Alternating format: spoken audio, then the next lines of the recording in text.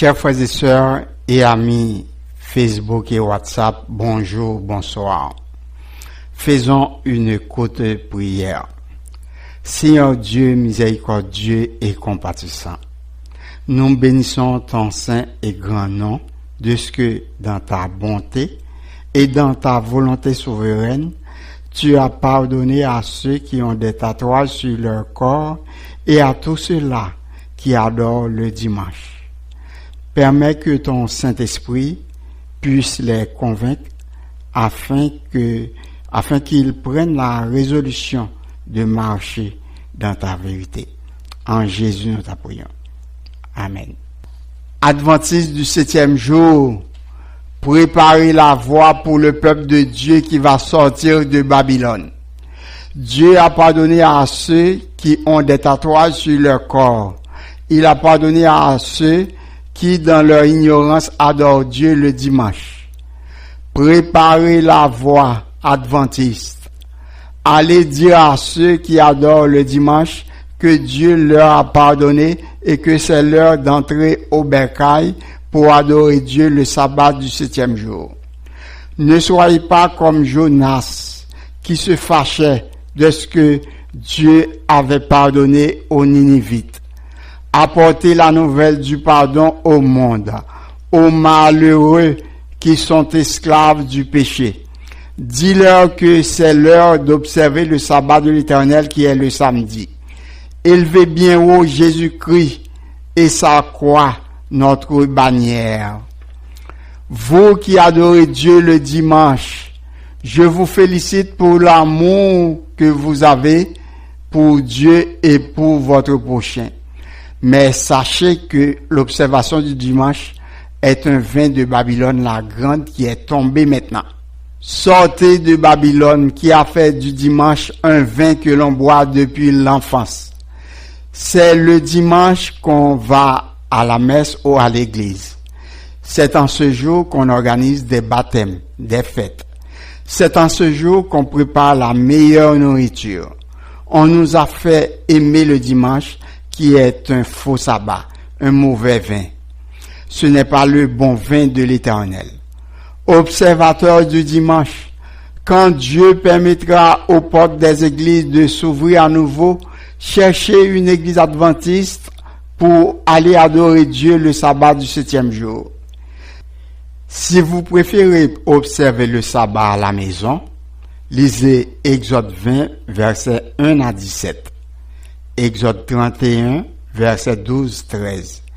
Ézéchiel 20, verset 11, 12, 20. Luc 23, verset 50 à 56. Acte 16, verset 13-14. Acte 13, verset 42 à 44. Ésaïe 56, verset 1 à 8. Ésaïe 66, verset 22-23. Hébreux 4, verset 9 à 11. Aujourd'hui, si vous entendez sa voix, n'endurcissez pas vos cœurs. Vous qui portez des tatouages sur votre corps et vous qui adorez le dimanche, Dieu vous a pardonné en Jésus-Christ.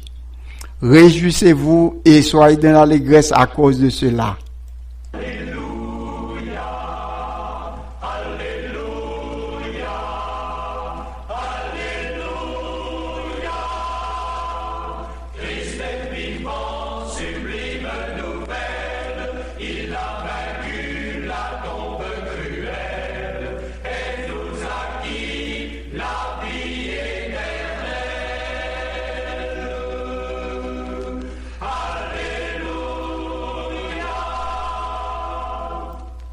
Mais sachez que Dieu, sans tenir compte des temps d'ignorance, annonce maintenant à tous les hommes, en tout lieu, qu'ils aient à se repentir.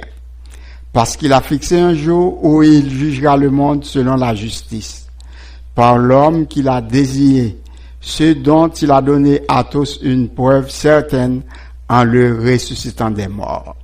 Que le Saint-Esprit de Dieu vous aide à observer les 10 commandements de Dieu pour ne pas être un serment inutile. C'était Zamion Daniel Pascal. Que je ne sois pas de serment inutile. Nous ne pouvons pas prendre, nous lâcher, nous jeter. Nous devons maintenant tête que c'est plate devant porte la faille que nous y est. Nous devons marcher fiers avec tête nous opulents. Parce que nous sommes paquet monde dans le Seigneur. Amen. Que je ne sois pas de serment inutile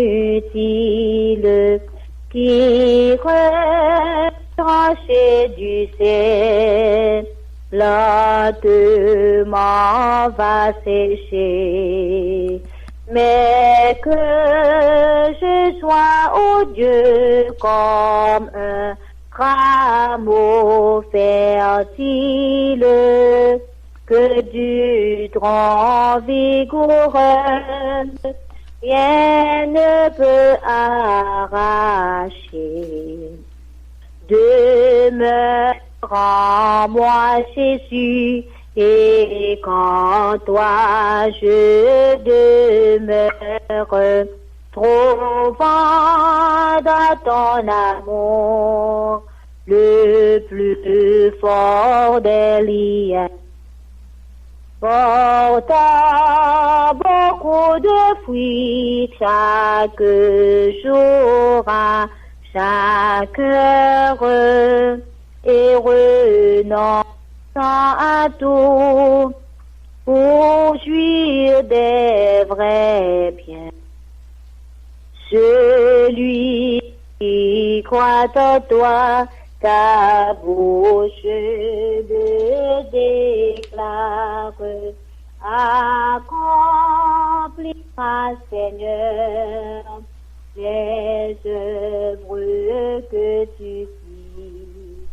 Je crois et doute donc que mon âme s'égare si loin du droit sentier que toujours tu suivis.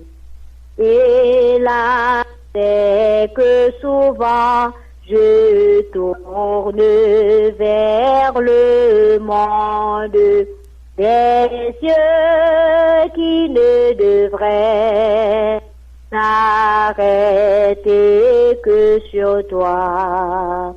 Ne me passe pas, non Seigneur, mais des mondes pour que j'apprenne mieux à pratiquer ta loi.